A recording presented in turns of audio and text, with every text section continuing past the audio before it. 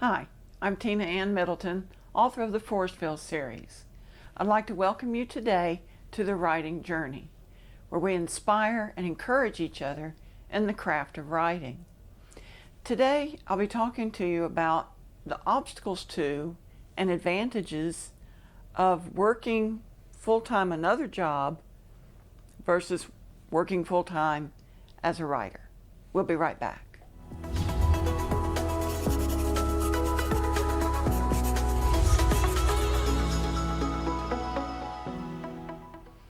Some writers make writing their full-time job. That's what they do. There are several in my ACFW group who are full-time writers.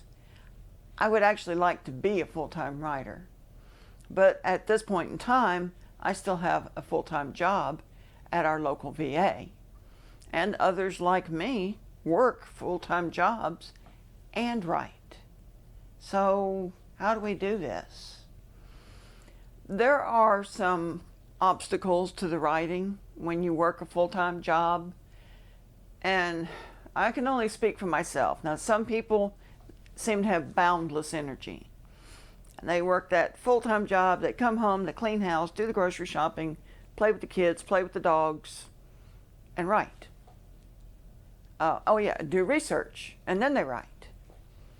But for someone like me, there are some obstacles. I don't have that much energy. When I get home from work, well, let me back it up some. There are work obligations. I get up at 5:20 each morning, I get to work my 8 hours, and I come home, and by the time we get home, it's at least 4:30. Sometimes we're later than that because we've had to stop on the way home at a store or at the pharmacy or both.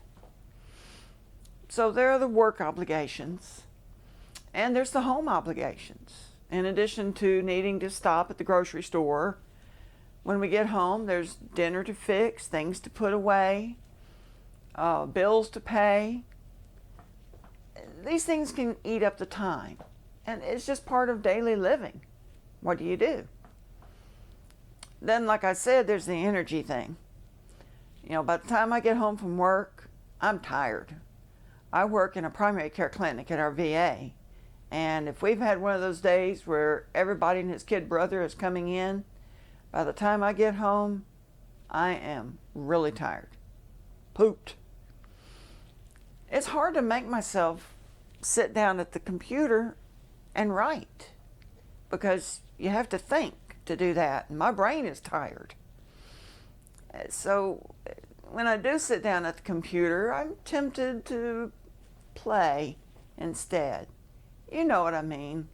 Check my email, check my Facebook. Let's see if that item I ordered is on its way here. Oh, look, I need to look at the news. And the next thing you know, I've used up my little window of time that I could have used for writing, and it's time to go take care of home and family obligations. Now, there are some benefits to my working full-time and writing part-time. One of them is financial. With my check, it does make it easier to pay the bills and to buy those little extras that we like to have. So, I don't feel the pressure to got to get this book out, got to hurry up and get this book out. Okay, I do that to some extent anyway, but the only one putting pressure on me is me. I'm not pushed to hurry up and perform because we need this money. I just want to do it because I want to hurry up and get that book out so my readers can have it to read. I do get inspiration in my work environment. I tell people this is as close to medical as I can get without actually being a medical professional. So there are things in the work environment that give me ideas for books, ideas for stories. Now, I'm going to do a little aside here. Actually, with my overactive imagination, there are all kinds of things that give me ideas for stories. My daughter has one of those meat injector things, which looks like a really evil syringe. And I'm really contemplating a murder mystery using that thing. Just haven't figured out the story yet. But I get that inspiration at work too. I talk with my coworkers. I tell them about what I'm writing now, what I'm looking at writing. Sometimes they'll give me suggestions. I'll give you an example. On my third novel, which will be releasing probably within the next month, I put different characters in there that are based on my coworkers. Now, if you read this book, you would not know that these characters are these certain people that I work with. But I know, and my coworkers know, because I've told them, here's who your character is in the book. In fact, in all three books, the police chief, Maggie Jones, is based on a friend of mine. I'm not going to tell you who it is because I don't know if she wants me to tell, but she knows that that character is based on her. Things that happen at work can also be an inspiration.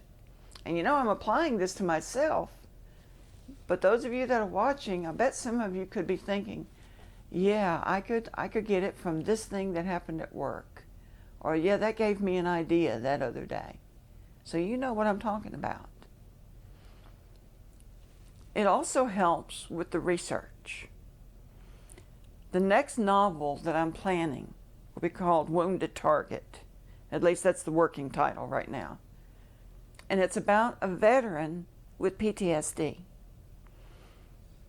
With me working at a VA hospital, I have a treasure trove of mental health professionals, doctors, nurses, technicians, people that I can ask questions.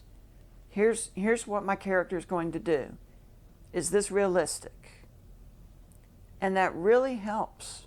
There's a doctor that I'm hoping to track down next week to ask him some questions, tell him what I'm planning, show him the prologue to the book, and just ask, can I use you as a resource to make sure I keep this book realistic and accurate? Because I don't want to be putting things in this book that someone would be reading and be totally distracted because they would say that is not true. So I want to make sure I get it right. Working at a VA hospital, like I said, it's a treasure trove of information. I also get a lot of support there. My coworkers are cool. I'll just go ahead and tell you that. They're very supportive and encouraging. I've had a variety of people that I work with buy the books from me. Either they go online and buy it or they buy a paperback from me. The advantage to that is I can autograph it for them. They've encouraged me even if they don't buy the books. I've got one coworker who, even before I had published my first book, he knew I was working on it. And he gave me a mug at Christmas time that says, Future Best-Selling Author. I like to keep that mug at my desk. So this is just really encouraging. I've had others, when I tell them book sales are down, I don't know what I'm going to do about it, and they'll tell me, it's going to get up, it's going to do good. You're doing fine. That means a lot to me. And then there are the ones who have bought the books, and they'll stop me in the hall and say, when are you releasing the next book? Are you writing another book? When is it coming out? Writing a book while working full-time is not easy, but it can be done. I've read novels by a number of authors who work full-time and write. I think full-time. Rachel Dillon, one of my favorites. In fact, I did an episode about her. She's an author and she's a lawyer. Dana Mentink, who writes for Love Inspired, and I think she writes for another line as well, is also a teacher. That's more than a full-time job. Randy Singer is a lawyer, a pastor, and he teaches at a law school. So I have to hand it to them. I mean, these people have some jobs that take a lot of time, and they're writing these excellent books. I hope one day that I will be a full-time writer. That's what I would like to do. I tell people that's what I want to be when I grow up, a full-time writer. But until that time comes, I hope to do my best on my full-time job at the VA and do my best as a part-time writer. I intend to keep on writing. I hope you'll join me. Have a great week.